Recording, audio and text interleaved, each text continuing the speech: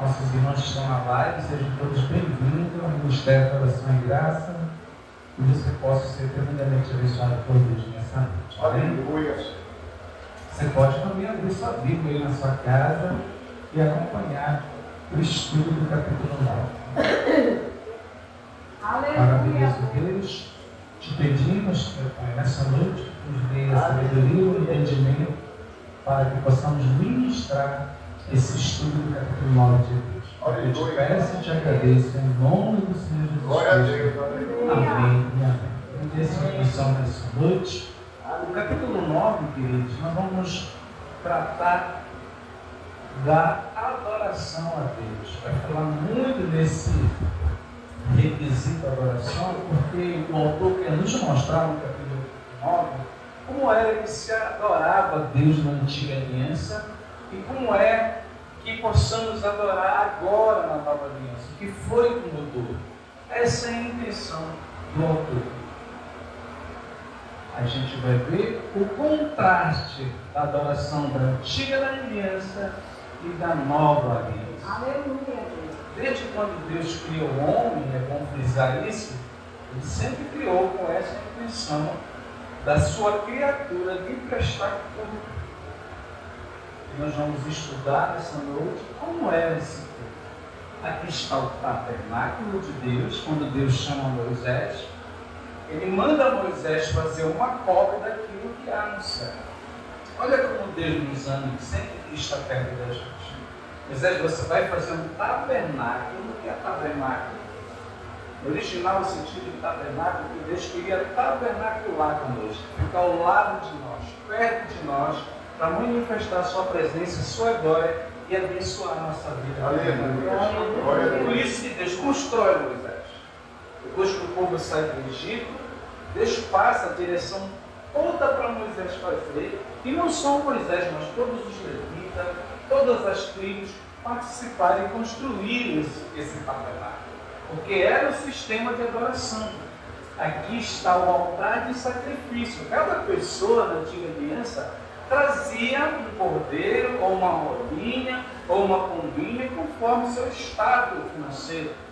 Então aqui o sacerdote pegava aqui na pia, dá para ver aí a pia? Que ficava fora do tabernáculo ou do templo. O sacerdote pegava a oferta de cada pessoa aqui e sacrificava aqui. Mas antes dele sacrificar aqui no altar principal da frente, eles iam aqui nessa pia aqui primeiro lavar suas mãos. Aqui na Santa Ceia a gente faz isso, né? Quando a gente vai servir a Santa Ceia, os presbíteros vão lá no nosso obrigo, lava suas mãos para poder servir o pão. Então o sacerdote ficava bem aqui, eles lavavam as suas mãos e aqui chegava, as pessoas entravam aqui para oferecer o sacrifício, que era uma forma de adorar a Deus. Ali eles apresentavam a Deus. Depois que eles apresentavam aqui, eles entravam aqui nessa segunda parte, está ao lado, visão lateral do tabernáculo, era mais ou menos assim. Depois daquela parte aqui da frente, de passar por aquele processo de sacrifício lá na frente, aqui não precisa correr. Depois de passar esse processo aqui, eles iam para o segundo processo. Aqui o sacerdote só que entrava. Somente o sacerdote entrava aqui. E aqui, eles tinham, aqui esse aqui é o altar de incenso. Eles traziam de lá a cinza do animal que foi sacrificado. Ele entrava aqui no lugar santo. E aqui no altar de incenso ele oferecia ao Senhor a expiação pelo pecado daquela pessoa, o sacrifício pelo pecado daquela pessoa. E aqui está o outro compartimento, aqui está a cortina que dividia o lugar santo do lugar santíssimo, e aqui está muito mais explicadinho, o lugar santo, aqui somente os sumos sacerdotes podiam entrar para prestar culto, nenhuma pessoa a mais poderia entrar aqui nesse compartimento. Aqui está a menorá, aqui está os pães, que representam as 12 pães, que representam as 12 tribos de Israel, e o altar de incenso, aonde o sacerdote oferecia o sacrifício das pessoas e Deus recebia. E aqui é um lugar santíssimo. Aqui somente o sumo sacerdote entrava. Essa primeira parte aqui, somente os sacerdotes, eles prestavam culto a Deus nesse departamento aqui. Agora aqui nesse lugar era tão santo, mas tão santo, que somente o sumo sacerdote, aqui somente o sumo sacerdote entrava uma vez por ano para entregar a oferta de expiação de todas as tribos de Israel, de todo o povo de Deus, que é o lugar santíssimo onde ficava a Arca da Aliança. Olha só como era. Todo o povo se reunia aqui, ficava todas as tribos, isso no deserto. Então, quando os sacerdotes aqui faziam o sacrifício aqui, levavam lá para o lugar santo, chegava ali, o sumo sacerdote apresentava o sacrifício, a Shekinah de Deus descia do céu, invadia a Arca da Aliança, a presença de Deus se manifestava aqui na Arca da Aliança, e ali Deus recebia o sacrifício, o perdão, a adoração de todo o povo na antiga aliança. É isso que o autor quer nos ensinar, que na antiga aliança, apesar de ter todos esses princípios, todos esses rituais, Deus não recebia. Mas só que isso ainda era uma sombra do que viria no futuro. Não era completamente uma adoração plena como Deus queria. Deus recebia a adoração na antiga aliança, do seu povo levando ali a oferta de sacrifício. Deus recebia, mas Deus queria algo muito mais. Deus queria o seu povo muito mais perto. E dentro da Arca da Aliança ficava a vara de Arão que floresceu, como indicação que Arão foi escolhido por Deus, não por Moisés, porque o povo só acreditou quando somente a vara dele floresceu, porque foi vários sacerdotes e vários líderes que Deus mandou Moisés entregar, mas somente a de Arão floresceu, por isso que ela está dentro da Arca da Aliança. As tábuas da lei, os 10 mandamentos, e o pote com o maná que caía no céu. Isso ficava dentro da Arca da Aliança. Essa Arca da Aliança é um grande mistério de Deus que ninguém sabe onde ela está. Existem muitas especulações que ela está na Etiópia, que ela estava em Jerusalém, embaixo do domo da rocha, que ela foi perdida ali quando o povo estava na Babilônia, se perderam para lá para o Iraque. Então existe muita especulação, mas na verdade ninguém sabe onde ela está. Só a original que nós sabemos onde é que ela está. A original está no céu com Deus. Em Apocalipse, longe diz que ela está lá, a Arca da Aliança. João vê a original, lá ele tem que o original, aqui era somente uma cópia.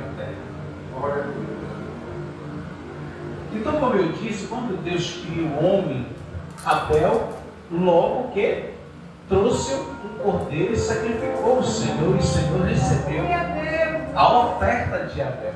Caim trouxe os frutos da terra, mas Abel trouxe o melhor. Então Deus se agradou mais do sacrifício de Abel. Isso passou para os profetas, patriarcas.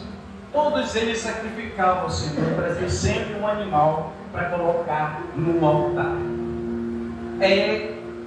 Essa era a maneira de se adorar Deus na antiga aliança. Mas o autor quer nos dizer que apesar de todos esses preceitos, de todas essas ordenanças, algo ainda viria maior, que era a nova aliança, um novo jeito, uma nova maneira de se adorar a Deus, que o maior sacrifício de todos os tempos, a nova aliança, um sacerdócio fiel, um mediador fiel, Jesus Cristo, o próprio Deus, viria nessa terra como sacrifício uma vez somente.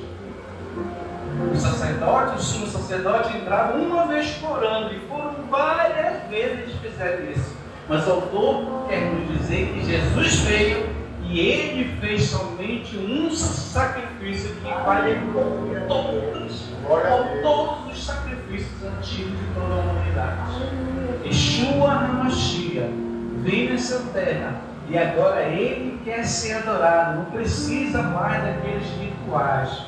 Não precisa mais lugar para se adorar a Deus. Em qualquer lugar do planeta Terra você hoje adora a Deus. João 4, ele falou para a mulher de Samaria: no entanto, está chegando a hora E de fato já chegou Jesus falando para ela, em que os verdadeiros adoradores adorarão o Pai em espírito e em verdade. São estes os adoradores que o Pai procura. Deus é espírito e é necessário que os seus adoradores o adorem em espírito e em verdade. Então o véu se rasgou, o sacrifício de Jesus Cristo é muito maior, é superior que todos os sacrifícios da antiga aliança. Por isso que ele começa o texto, agora você vai entender. Ora, a primeira aliança, a antiga aliança, o Antigo Testamento, tinha regras para adoração, e agora não tem mais regra. Você adora a Deus na hora que você quiser. É só você fechar o olho, você já está orando, você já está se deleitando, entrando na presença do Santo. Aleluia! Que é o próprio Deus. Ora, a primeira aliança tinha regras para adoração. E também um tabernáculo terreno. Foi levantado um tabernáculo na parte da frente, chamada Lugar Santo. Estava o candelabro, a mesa e os pães da presença. Por trás do segundo véu havia a parte chamada Santos dos Santos, onde o sumo sacerdote entrava uma vez por ano, onde se encontrava o altar de ouro para o incenso e a arca da aliança, totalmente revestida de ouro. Nessa arca estava o vaso de ouro contendo o maná, a vara de Arão que floresceu e as tábuas da aliança, que são os 10 mandamentos. Glória a Deus. Aleluia. Acima da arca estavam os querubins da glória, que com sua sombra cobriam a tampa da arca. A respeito dessas coisas, não cabe agora falar detalhadamente. Estando tudo assim preparado, o sacerdote entrava regularmente no lugar santo do tabernáculo para exercer o seu ministério ali naquela parte que ficava a mesa, com os pães, o incenso, o lugar do incenso e a menorá, as 7 lâmpadas. Eles adoravam ali naquele local sagrado.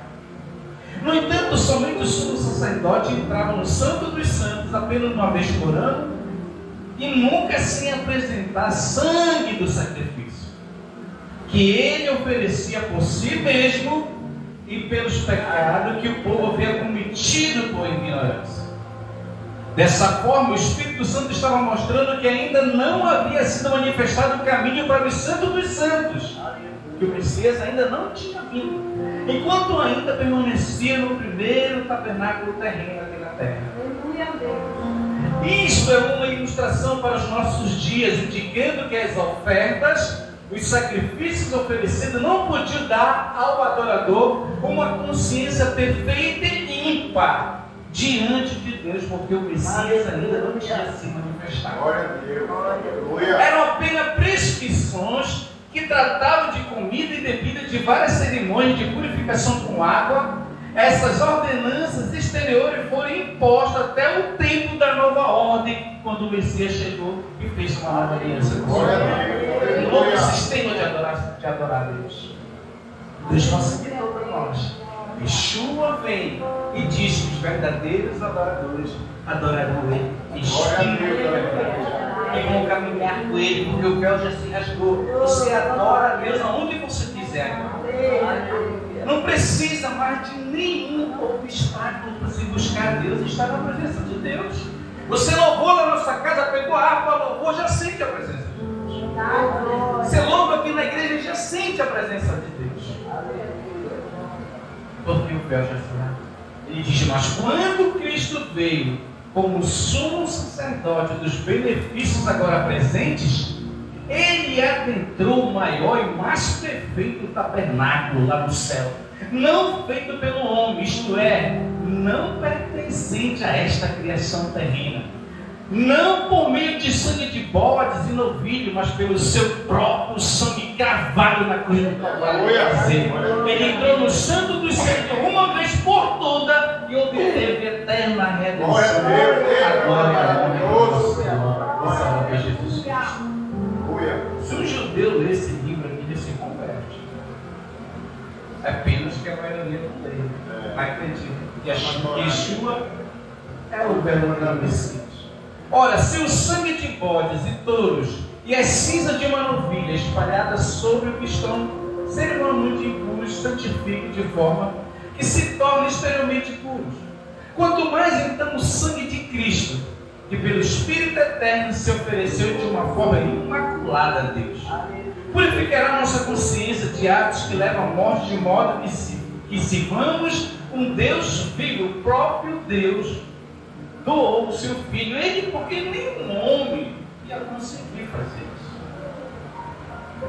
Nenhum homem teria essa capacidade de doar sua própria vida. Deus não encontrou isso em Abel, porque Abel era falho, era pecador. Então tinha que ser uma pessoa perfeita. Por isso que ele veio no sobrenatural e foi plantado. Glória a Deus, aleluia.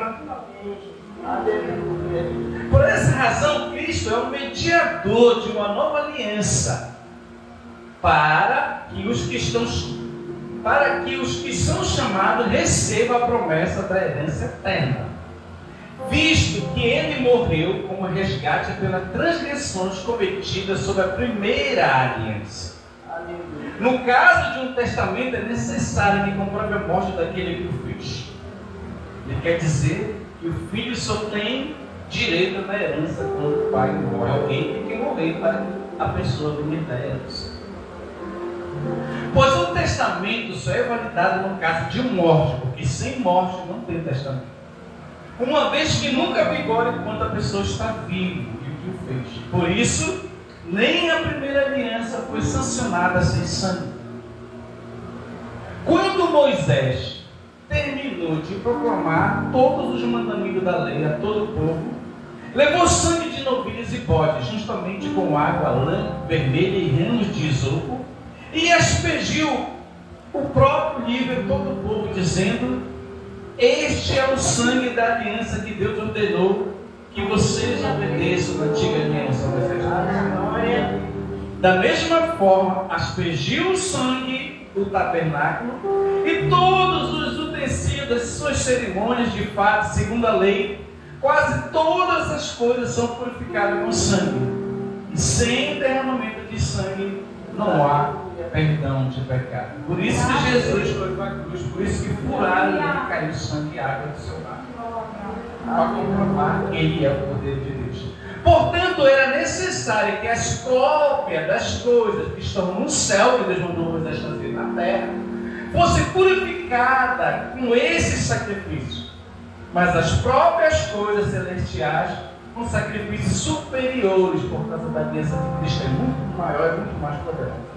Pois Cristo não entrou em santuário feito por homens, como aqui na terra, que era uma cópia, uma simples representação do verdadeiro que está no céu. Ele entrou no próprio céu para agora se apresentar diante de Deus em nosso favor. É isso que ele está fazendo no trono da glória. O que ele está fazendo? Ele está intercedendo pelo povo que o adora, pelo povo que caminha e pelo povo que é fiel a ele. Não, porém, para oferecer repetidas vezes a semelhança do sumo sacerdote aqui na terra, que entra no Santo dos Santos todos os anos, com sangue alheio. Muitas pessoas traziam os animais. Se assim fosse, Cristo precisaria sofrer muitas vezes, desde o começo do mundo, mas agora ele apareceu uma vez por todas, no fim dos tempos, quando ele veio e começou a contagem do fim dos tempos, para aniquilar o pecado mediante o sacrifício de si mesmo. Da mesma forma como o homem está destinado a morrer uma só vez e depois enfrentar o juízo, assim também Cristo foi oferecido em sacrifício uma única vez para tirar os pecados de muitos, e aparecerá no arrebatamento da igreja pela segunda vez, não para tirar o pecado, mas para trazer a salvação e arrebatar aqueles que estão no pó da terra e encontrarmos para sempre com o nosso Deus. Estaremos para sempre com Ele. Jesus está no trono da glória. Jesus é o Rei. Ele é o maior de todos. Ele é o sumo sacerdote. Ele está acima de qualquer coisa que você possa imaginar. Vamos ficar de pé. Glória a Deus. É isso que o autor quer nos ensinar. Que vale a pena servir Jesus. Que vale a pena estar com Ele. Maravilhoso Deus. Queremos te agradecer, Pai, por essa palavra. Deus te ensina nessa noite. Porque tu és fiel. Fecha teus olhos e fala com Deus.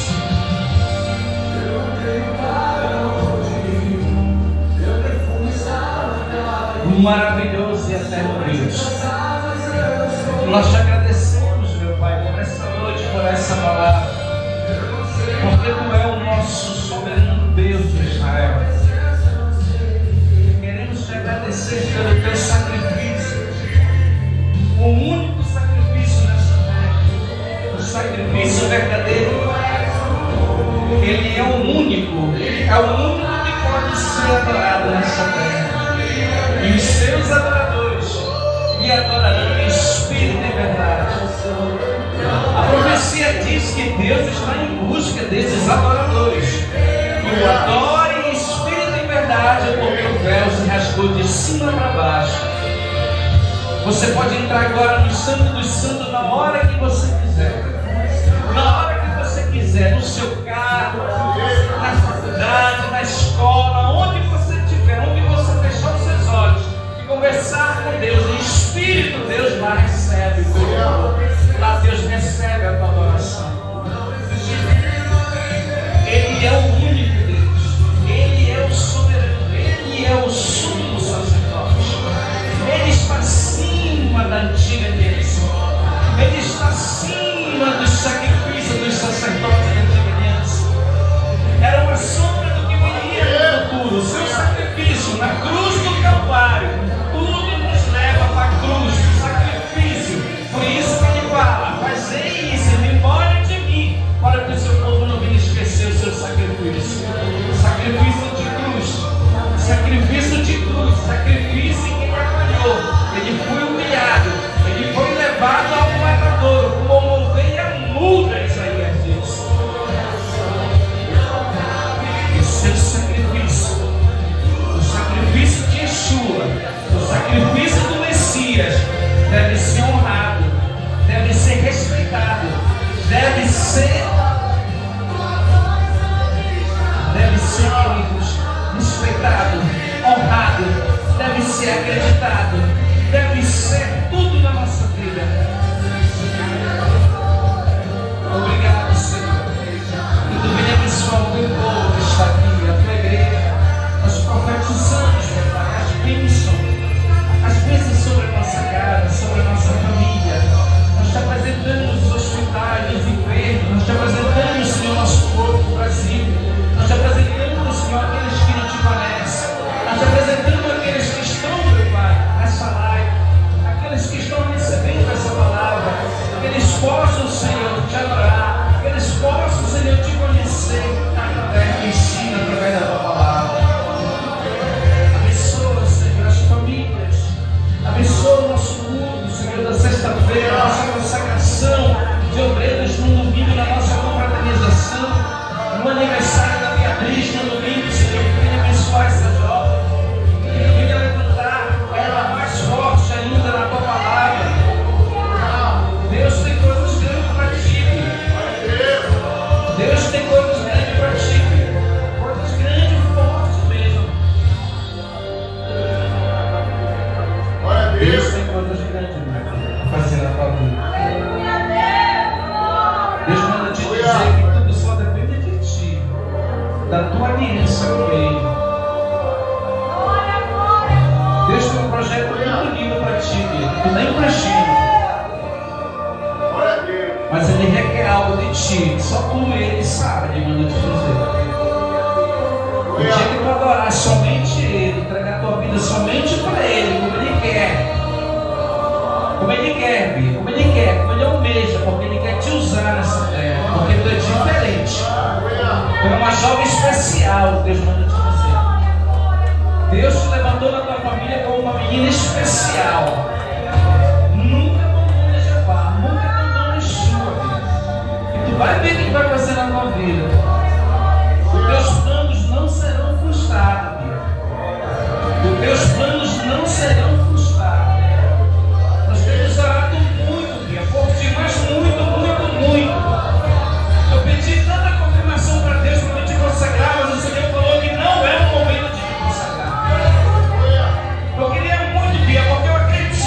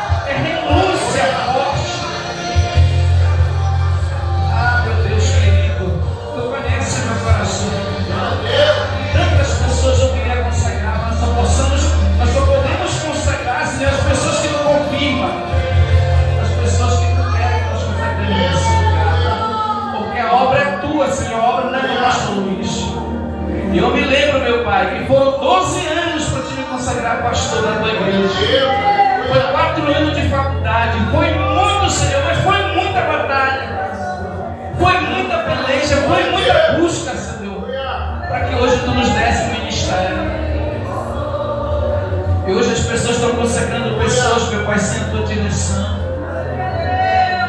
Hoje as pessoas, Senhor, estão vendendo o Evangelho. Estão abrindo igreja sem ter um preparo, Senhor. Sem ter um preparo, Senhor. Não estudaram, não se prepararam, estão na frente de obra. Deus não chama despreparado. Deus preparou Moisés, queridos. Foram 40 anos de deserto. Deus preparando a vida de Moisés para consagrar ele, para comandar o seu povo. Deus não chama de qualquer jeito uma pessoa. Eu estou falando do Evangelho verdadeiro. Eu estou falando do sacrifício verdadeiro, do ensino verdadeiro, do ministério que é adotado na palavra de Deus. Que a graça de nosso Deus